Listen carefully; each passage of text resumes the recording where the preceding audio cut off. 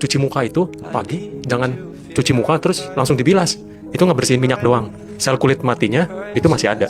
Kalau mau namanya eksfoliasi, itu harus didiam dulu 1 sampai 2 menit untuk sabun cuci mukanya. Jadi sambil sikat gigi didiamin. Mulai banyak yang merekomendasi penggunaan cleanser, terutama yang mengandung exfoliant atau whitening agent, itu harus dibiarkan dulu sekitar 1 menit di wajah.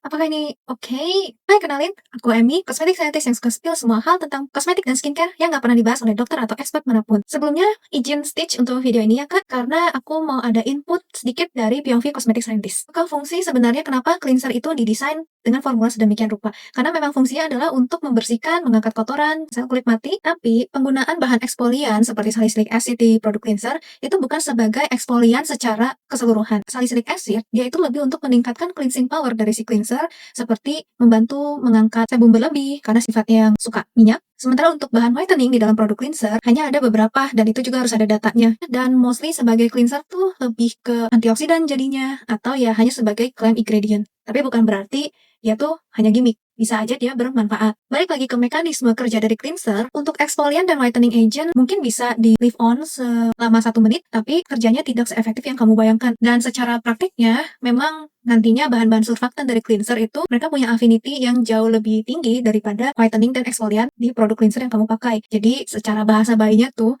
surfaktannya menempel terlalu lama di permukaan kulit sehingga cleansing powernya menjadi terlalu berlebihan dan kontak yang lama pun bisa meningkatkan resiko iritasi dan alergi, terutama untuk yang kulitnya sensitif. Jadi, karena kamu mengejar fungsi exfoliant dan fungsi whitening, tapi ujungnya bisa jadi malah lebih irritating karena yang kamu pakai basisnya adalah basis cleanser, bukan basis untuk leave on pada umumnya. Hanya saja, mungkin cleanser ini bisa dipakai seperti leave on kalau memang disebut cara pakainya oleh si produk tersebut. Contohnya kayak di produk ini, kamu bisa lihat kan ada cara pakai bisa di leave on, tapi untuk bisa punya klaim seperti ini, memang perlu data penunjang. Let's say, mereka sudah melakukan uji use test dan diperhatikan apakah memang ada fungsinya. Dan juga ada uji penetration pada produk finalnya. Walaupun uji seperti ini tuh sebenarnya lumayan investment, lumayan budgetnya besar. Makanya informasi yang bilang cleanser bisa didiamkan selama 1 menit tuh sebenarnya harus hati-hati. Belum lagi kan kamu pakai tangan dan itu kan meningkatkan cleansing power dan juga kemungkinan untuk irritating. Jadi pemahaman seperti ini sebenarnya informasinya harus dibuat lebih lengkap karena bisa aja ada konsumen yang salah paham. Karena tidak semua cleanser bisa dipakai leave on, memang fungsinya itu lebih kepada rinse off produk. Kalau kamu adalah konsumen bijak dan pintar, share video ini ke teman-teman kamu supaya lebih banyak yang tahu.